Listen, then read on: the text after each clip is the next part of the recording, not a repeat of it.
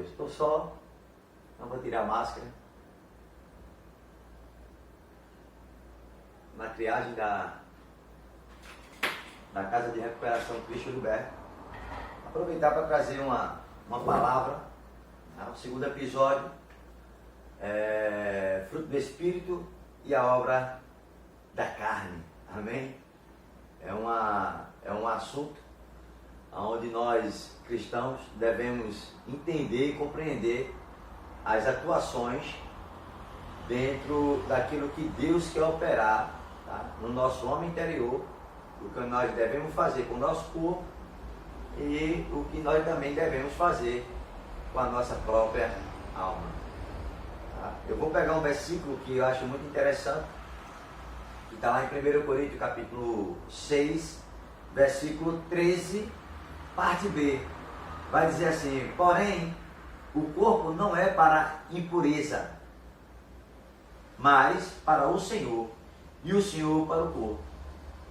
Amém? Quando nós entendemos essa dimensão, que o corpo não é para a impureza, mas o Senhor é para o corpo, e o corpo para o Senhor. Então, isso está mostrando em relação acerca do novo nascimento. Amém? Aonde nós devemos, o que nós devemos fazer em relação ao nosso próprio corpo. Amém? Então, aqui é muito interessante porque diz: porém, o corpo não é para a impureza. Aleluia! Amém? O corpo de Cristo não foi fundamentado para ter essa impureza. Quando a gente entra dentro dessa definição impureza, aquilo que é sujo, aquilo que possa trazer danos. Amém? Porque toda sujeira, amém, traz um dano, tanto no natural e quando a gente entra aqui na parte espiritual. Ou seja, uma pessoa que está com o coração sujo, contaminado, não vai produzir o fruto do Espírito para glorificar a Deus. Na verdade, ele vai manifestar a obra da carne ao ponto de desonrar o próprio corpo de Cristo. É por isso que aqui o apóstolo Paulo, ele diz, estou falando 1 Coríntios capítulo 6, 13, parte B. Porém, o corpo não é para a impureza, mas para o Senhor, e o Senhor para o corpo. Amém? Quando eles para o Senhor, e o Senhor para o corpo, ele está falando agora dentro de uma razão lógica, que nós temos a consciência que o nosso corpo é do Senhor e para o Senhor. Amém? Apóstolo Paulo, ele diz algo muito interessante. Ele disse que o morrer, o viver que ele tem agora, é o viver para Cristo. Ele morreu para suas próprias vontades. Amém? E agora ele vive para o Senhor. E quando eu vou descer para o verso agora, 14, Deus ressuscitou o Senhor e também nos ressuscitará. E nós, pelo seu poder. Não sabeis que o vosso corpo, os vossos corpos, são membros de Cristo? E eu, porventura, mataria os membros de Cristo e os faria membros de meretrizes? Absolutamente não. Ou não sabeis que o homem que se une a uma prostituta forma um só corpo com ela? Porque como se diz, serão dois, uma só carne. Quando nós olhamos essa definição de prostituição, abre um leque dentro daquilo que a Bíblia ela esclarece, né? E quando nós entendemos essa palavra prostituição, nós pegamos algo que é aparentemente comum. Olhamos para uma mulher e a mulher, por supostamente vender o seu próprio corpo por uma moeda ou uma cédula que tem um certo valor, isso define que a mulher se prostituiu. Em relação a esse versículo, como o apóstolo Paulo, ele diz: não sabeis que o homem que se une à prostituta forma um só corpo com ela, porque como diz, serão dois uma só carne. Ou seja, o que tipo de corpo ou o que eu estou produzindo com o meu corpo em relação a ter a vida de Deus ou ter a vida da impureza, do pecado. Aleluia. Amém, irmãos? Lembre-se que eu estou falando obra da carne e fruto do Espírito. E a ênfase aqui agora é falando sobre a obra da carne, não fruto do Espírito. Embora que possamos entender que nós podemos dominar, porque aí sim é o fruto do Espírito, dominar. Aleluia. E aqui quando o apóstolo Paulo fala sobre como se une com a mulher, né? Como se une a prostituta, ele está falando agora de um corpo, que antes ele define lá em cima, de corpo, amém? Será para a impureza, ou esse corpo que é do Senhor e para o Senhor é o corpo? Ou seja, o que é que nós estamos produzindo no nosso corpo? Se está glorificando a Deus ou está manifestando a obra da carne, que uma delas é prostituição. Aleluia. Amém, irmãos? A Bíblia nos ensina, lá em 2 Coríntios capítulo 5, verso 17, diz que se alguém está em Cristo, nova criatura é. Amém? Não vai ser, nós somos. Espiritualmente, o novo nascimento nos coloca dentro de um plano de redenção, ao ponto de ser chamado nova criatura, abre parênteses, filho de Deus. Aleluia. E no verso 17 diz: mas aquele que se une ao Senhor é um só espírito com Ele. Amém? Aquele que se uniu ao Senhor, aquele que nasceu em Cristo, aquele que reconheceu o senhorio dos senhores, agora se uniu a Ele e por causa disso é só um espírito com Ele. Glória a Deus.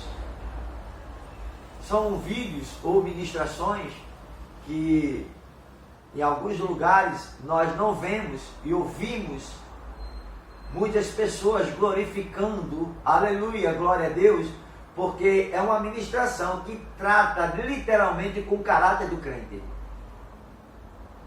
Amém? Porque as ações que nós produzimos revelam quem nós somos. E a pergunta é: você tem produzido um corpo para a impureza ao ponto de estar de uma forma de meretrizes, ou seja, de prostituta ou de prostituto? Ou um corpo que glorifica a Deus, e Deus para o corpo e o corpo para Deus? Então vai um toque aqui, quando chega no verso 19, o apóstolo Paulo, eu vou pegar o 18, é muito bom o toque de Paulo, que ele diz assim: fuja da impureza. Aleluia. Fuja da impureza. Quando a gente fala essa palavra impureza, ela abre um leque, ela tem as suas nuances. Essas nuances de impureza é um coração corrompido, é um coração que tem rancores, um coração que está machucado, ferido. Por exemplo, biblicamente falando, na bem-aventurança, que é um paradoxo quando a gente entende sobre aquela bem-aventurança que parece que contraria o âmbito natural, mas na verdade são os verdadeiros valores do reino dos céus. Quando ele diz bem-aventurado o homem puro de coração, essa palavra de coração é a palavra do grego cardia. Não está falando sobre batimento cardíaco, embora que deu a origem da palavra batimento cardíaco, mas a definição não é essa. A definição é uma pessoa que não tem nada como impureza, nada como algo que esteja embaçado, aquilo que esteja obscurecido, aquilo que esteja contaminado. Aleluia! Bem-aventurado o homem puro, bem-aventurado o homem que não tem um coração na prostituição, corrompido, voltado, lá na frente vai falar sobre a avareza, a idolatria,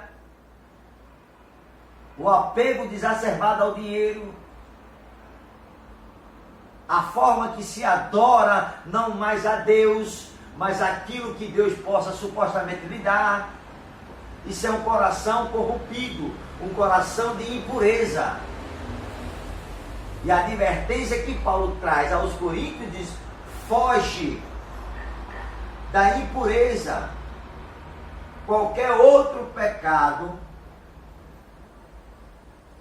que uma pessoa comete fora do corpo, qualquer outro pecado que qualquer pessoa comete fora do corpo, amém? Está falando algo do espírito, não apresentando literalmente o meu corpo como uma ação do pecado, mas a intenção do coração.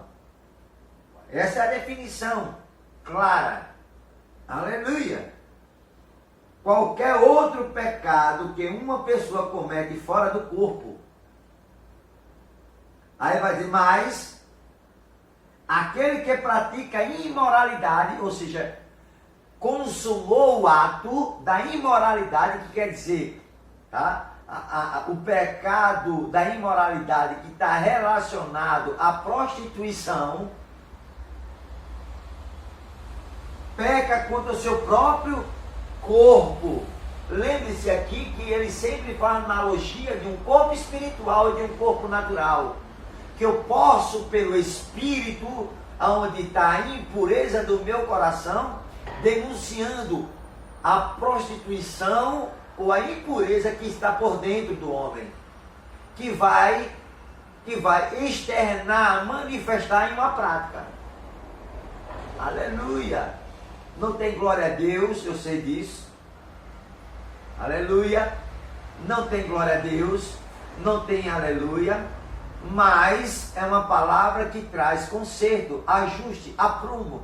Uma palavra que vem trazer de volta o verdadeiro sentido da essência do cristianismo. E quando eu olho aqui, quando eu vejo o verso 19, que diz: acaso não saber que o vosso corpo é o santuário do Espírito Santo? Aleluia! Parafraseando, por acaso você não entende quem habita em vocês é o Espírito de Deus, ou o próprio Deus? Aleluia! Que está em vós, a qual tendes da parte de Deus, e que não sois de vós mesmo. Aleluia! Porque fostes comprados por preço. Agora, pois, glorifica a Deus no vosso corpo. O qual é esse glorificar Deus no seu próprio corpo? Glorificar Deus no seu próprio corpo é você entender que a glória, a presença de Deus está em você, ao ponto de você ser constrangido a viver a vida de Deus, que é a sua santidade. Então, no 17, no 18, Paulo diz: foge da impureza. Foge da impureza. Amém? E quando nós olhamos a carta de Colossenses 3, versículo 5, ele vai dizer qual é essa impureza. Fazer morrer a natureza terrena, que é prostituição, impureza, paixão, lascívia, desejo maligno, que é avareza. Aí vocês que pregam a prosperidade, incentivando ou trazendo um espírito de avareza aos seus ouvintes, trazendo um espírito de avareza aos seus membros, ou trazendo um espírito de avareza para as suas ovelhas. E não traz esse conceito quando se fala de prosperidade. Falam e pregam de uma forma irresponsável ao ponto de devido a alguma coisa, atribuir a Deus aquilo que ele não mandou pregar e não mandou dizer. Por que não se prega tanto o equilíbrio da prosperidade? Por quê? Porque o que está por dentro manifesta no meu falar. Porque a boca fala do que está cheio o meu coração. Então, se eu tenho um coração voltado para isso, a minha pregação só consiste nisso. E aqui o apóstolo Paulo, Colossenses, diz: faz, pois, morrer essa natureza. Nós pegamos o conceito do mundo e trazemos para dentro do Evangelho. Embora nós entendemos que a prosperidade existe e é bíblico. Mas eu não posso me agarrar nela ao ponto de viver só para isso. Um exemplo: eu prego prosperidade na minha igreja porque o cofre baixou. Então traz um ministro que prega bem nessa área para fazer que a igreja venha a ser despertada nisso. Qual é a motivação? Tratar comum que é espiritual. Aleluia! Se é Deus que convence pelo seu espírito o homem do pecado, do juízo e da justiça. Então eu trato o comum que é espiritual. Por que tanta conferência? Aleluia! Porque na conferência tem um preço e um valor para se pagar. Aleluia! Deixa eu mutar. Eu aprendi um negócio, sabe? Que quando o remédio ele é um pouco amargo, quando a gente mistura com um pouquinho de mel, ele desce suave. Aí quando vier uma palavra dessa, bota um pouquinho de mel. Aleluia! Deixa amargo não. Ah, Senhor, como Tu és bom. E o apóstolo Paulo, aleluia, adverte aos Colossenses, dizendo: faça morrer a natureza terrena. E ele diz: prostituição, impureza, paixão, desejo maligno, avareza, idolatria, essas coisas vêm a ira de Deus sobre os filhos da desobediência. E outra advertência que está em 2 Coríntios capítulo 6, 1 Coríntios capítulo 6, no verso 18. Fuja da impureza. Que na bem-aventurança Jesus coloca como bem-aventurado o homem puro, porque eles verão a Deus. Uma pessoa impura, a Bíblia diz que sem santidade não veremos a Deus. Amém, irmãos? E o que é que eu estou produzindo? O que é que eu tenho que fazer? Fazer morrer a minha natureza terrena. Aleluia! Então quando eu olho, eu pego aqui em Romanos capítulo 12, que é uma parte de um equilíbrio, amém? Uma parte que o apóstolo Paulo, ele traz um equilíbrio. Eu vou ler Romanos 12, mas eu quero ver primeiro aqui, em 1 Tessalonicenses 5, verso 23, para ver as atuações aonde Deus trata com o homem. E o que é que o homem tem que fazer depois que ele trata com ele. Então, em 1 Tessalonicenses 5, verso 23, diz assim: e o mesmo Deus de paz vos santifique em tudo. Olha a terminologia de Paulo, a temática de Paulo, veja a doutrina de Paulo. O mesmo Deus de paz, que é o da prosperidade, que é de cura, de proteção, de libertação. Amém? De bondade, de nunca mais quebrado. Essa é a definição do grego, shalom, paz. O mesmo Deus de paz, vos santifique em tudo. Aí ele vai dizer aonde? No vosso espírito, opa, é o ponto principal. Alma e corpo sejam conservados íntegros e irrepreensíveis na vinda do nosso Senhor Jesus Cristo. Perceba agora que Paulo ele distingue uma distinção do espírito, da alma e do corpo. Aleluia! O mesmo Deus da paz vos santifique em tudo, aonde? No vosso espírito, na vossa ou na alma e no seu corpo. Agora entenda essa forma que o apóstolo Paulo fala. Quando ele diz, e o mesmo Deus da paz que vos santifique em tudo, ele está falando agora de uma vida no espírito do homem, que Deus vai tratar com o homem, e o homem com seu espírito e com seu corpo. Aonde você define isso? Aonde é que você traz essa definição? Romanos 12.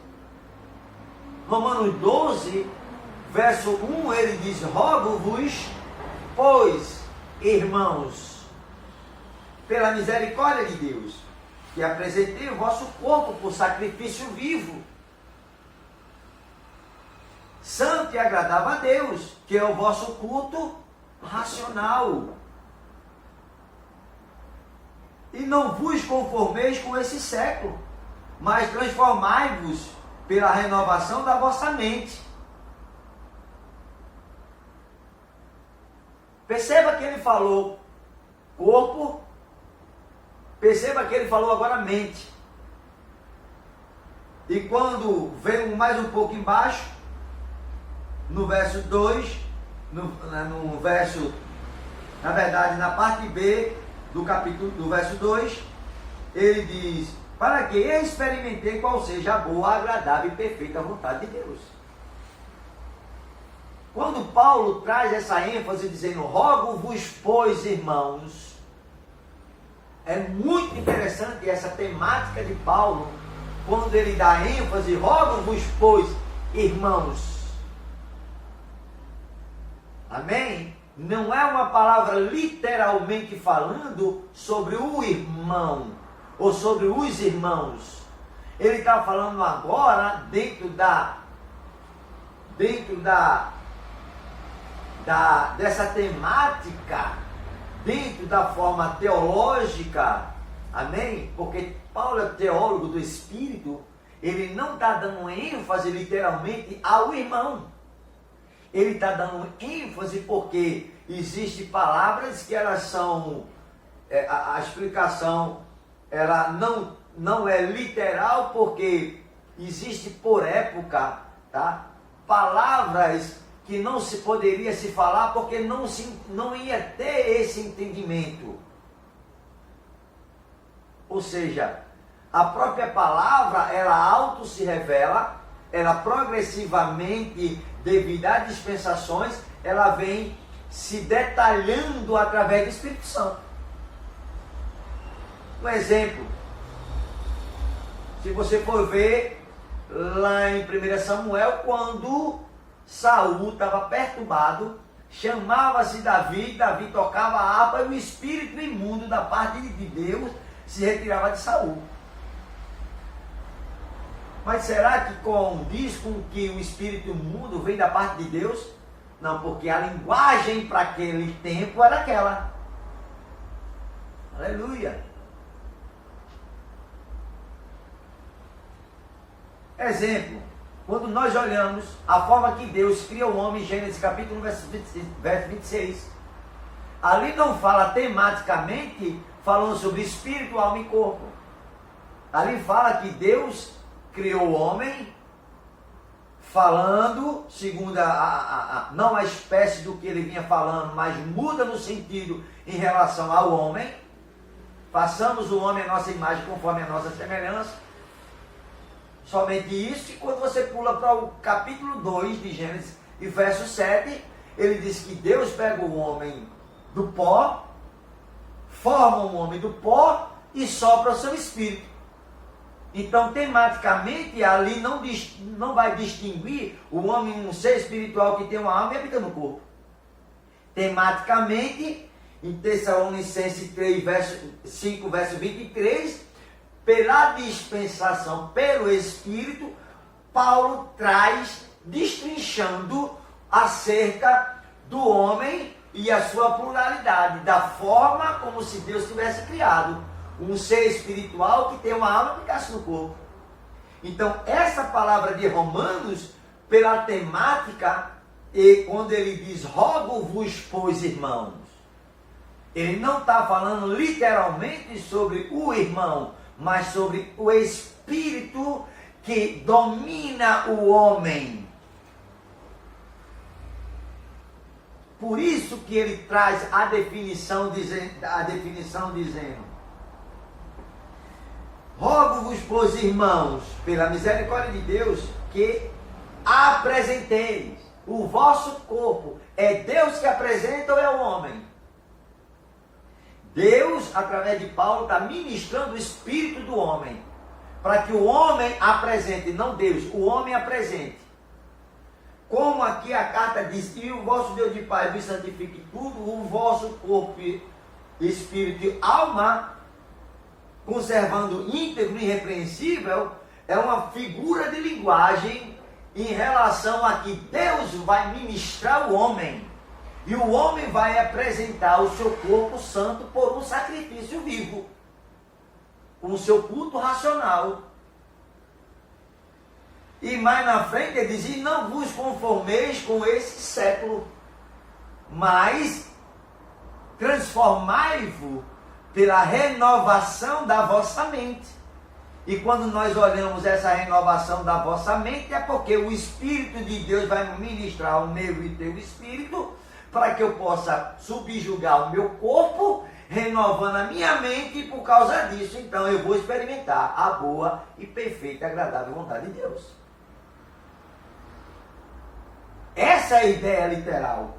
E quando nós olhamos em Coríntios, em 2 Coríntios, capítulo 6, verso 17, aquele que se uniu a um Senhor é um só Espírito com Ele.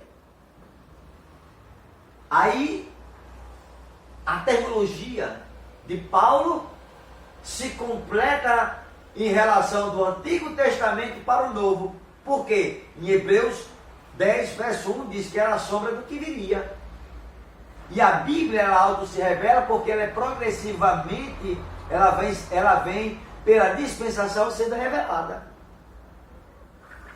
Então não espere que Deus faça alguma coisa com o seu corpo nem com a sua alma.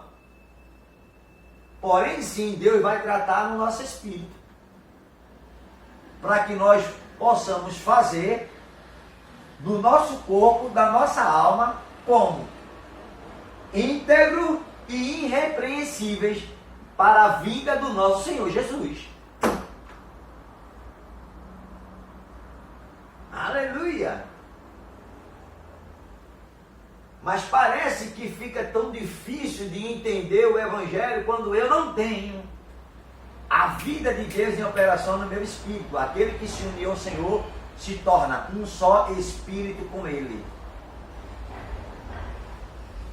quando eu me torno só espírito com ele, agora eu tenho que ser guiado por ele. Eu tenho que ser movido por ele. Amém? Isso é a diferença, porque João 3,6 diz: o que é nascido da carne é carne, o que é nascido do espírito é espírito. 2 Coríntios 9, versículo 13, por aí vai dizer que o homem espiritual, ele julga todas as coisas. Ele não é julgado. E ainda ele se aprofunda mais. Julga as coisas espirituais com as espirituais. Como assim? Deus vai ministrar o meu espírito e eu julgo as coisas espirituais com as espirituais. Então, quando eu ajo na minha emoção, dentro das minhas razões, eu estou embaçado, eu estou com impureza. Ao ponto de não enxergar mais o pecado que está na minha frente. E aí eu ajo dentro das minhas emoções, dentro das minhas razões, sufocando a natureza do Espírito. Irmãos, o interessante é que o mesmo Deus de ontem, que atuou, quando eu digo Deus de ontem, agora eu falo de Atos, o mesmo Deus que atuou, que não vinha sobre, estava dentro, ou está dentro, manifestava sinais, prodígios e maravilhas. Eu lhe pergunto, aleluia, eu lhe pergunto, cadê essa ênfase dos sinais, dos prodígios e maravilhas? Porque o que era notório no livro de Atos, a unção do Espírito, mas parece que no nosso tempo está uma escassez. Agora eu pergunto a você, é porque Deus deixou de ser Deus? Ou nós que estamos negligenciando a dispensação do Espírito? Ou nós que estamos dando mais ênfase às nossas paixões, nossos desejos, às nossas vontades, o nosso eu? Aleluia! Pouquinho de mel. Lembra do mel? Que o remédio amargo ele desce mais gostoso. Aleluia! A nossa vaidade, as nossas decisões vêm segundo as suas vaidades. Não olha a consequência de nada. Não olha a consequência de nada. Eu não queria falar isso não, mas vou falar. Não, deixa para lá. Deixa para lá que é melhor. Para não voltar ao passado acerca do que foi colocado no posto através de uma disciplina.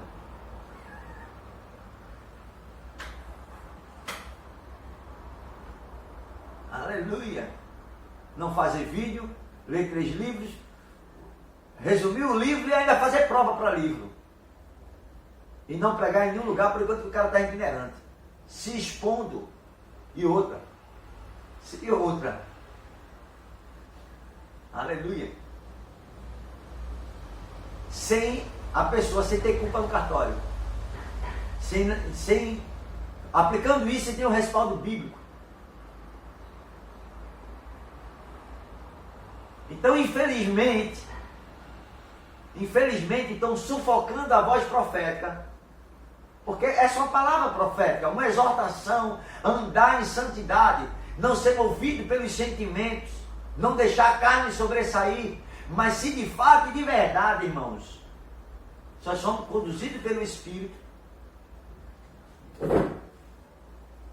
as correções traz paz, não traz conflito, não traz divisão, não traz contenda. Felizmente, aquilo que era notório em Atos está escassez no tempo de hoje. Por quê? Se o Deus é o mesmo. Sabe o que é? É porque as decisões que são tomadas, ela são segundo a sua vaidade. A linha de pensamento sufocando o que o Espírito fala. E aqui quando eu pego em Gálatas 5, verso 16, o apóstolo Paulo advertendo, porque é uma carta magna, uma discussão entre Pedro e o apóstolo Paulo, Pedro querendo voltar ao rudimento da lei para quem fosse convertido em Cristo, teria que se converter ao judaísmo. Paulo faz, epa, peraí, não é assim não. Amém? Não é assim não. Aleluia. Paulo estava querendo fazer de unanimidade, trazendo esse conceito para todos. E unanimidade não quer dizer que é unidade. É completamente diferente. Unanimidade quer dizer, tá, um conceito de todos estão pensando a mesma coisa. E unidade não quer dizer literalmente unidade. Porque se as diferenças nos separam, irmãos, o que nós estamos fazendo é Babel. Aleluia. Porque as diferenças talvez sejam o contraponto de um equilíbrio. Quando nós olhamos, eu digo Babel, porque aquele povo não tinha um espírito dentro. Ele estava todo unânime, com um só pensamento, pensando que ia chegar a Deus. Que estavam fazendo a mesma coisa. A diferença foi que trouxe a separação entre eles. Então, se a diferença traz a separação entre o que está fazendo, então é Babel. Tolice. Eu estou reproduzindo uma frase que eu vi de um ministro. Porque na Bíblia, no livro de Atos, a Bíblia diz que quando eles nasceram, que a unção veio sobre eles, a Bíblia diz que eles tinham tudo em comum pelo Espírito. O fato da pessoa ter o contraponto não quer dizer que ele não está ligado no Espírito. Eu posso ter o contraponto, ou o equilíbrio, mas está ligado no Espírito. Mas só que as pessoas carnais, elas não julgam. Ela não julga isso. Deveria julgar as espirituais. Mas é uma santidade tão grande que a gente vê por aí, que as pessoas até colocam como uma forma de idolatrar certo tipo de pessoas que não discernem essas coisas. Nem todo fruto demonstra a intenção do coração. Cuidado.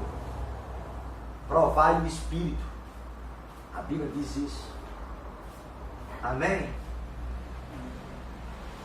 Não, eu pensei que uma hora estava aqui. Provai o Espírito. Aleluia. Isso é o que vai fazer a diferença. Aleluia. Eu não posso andar segundo as minhas vaidades. Eu não posso andar segundo os meus conselhos. Eu não posso tomar decisões segundo o meu eu, o que eu acho.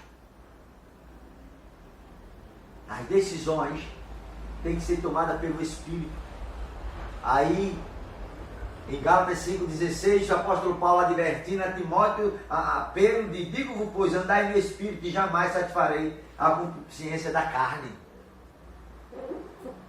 Qual é a concupiscência da carne? A vontade desenfreada dentro do pensamento que eu tenho.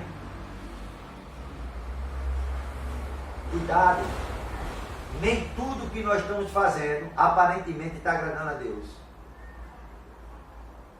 Biblicamente falando, olha Ezequias, apruma a tua casa, ajusta ela, põe o prumo sobre ela, porque essa enfermidade é para a morte. E o que foi que o rei Ezequias disse? Ah, Senhor meu, faço te lembrar que eu andei que era reto, fazendo o que era para os teus olhos. Mas ele virou para a parede e chorou muitíssimo. Tem alguma coisa ali. Ali, aparenta-se ter uma avareza. E ele percebeu, tinha alguma coisa errada. A Bíblia não é clara nisso. A Bíblia é clara quando ele se arrepende. E a Bíblia diz, vai lá, volta a Isaías, e acrescenta mais 100 anos de vida.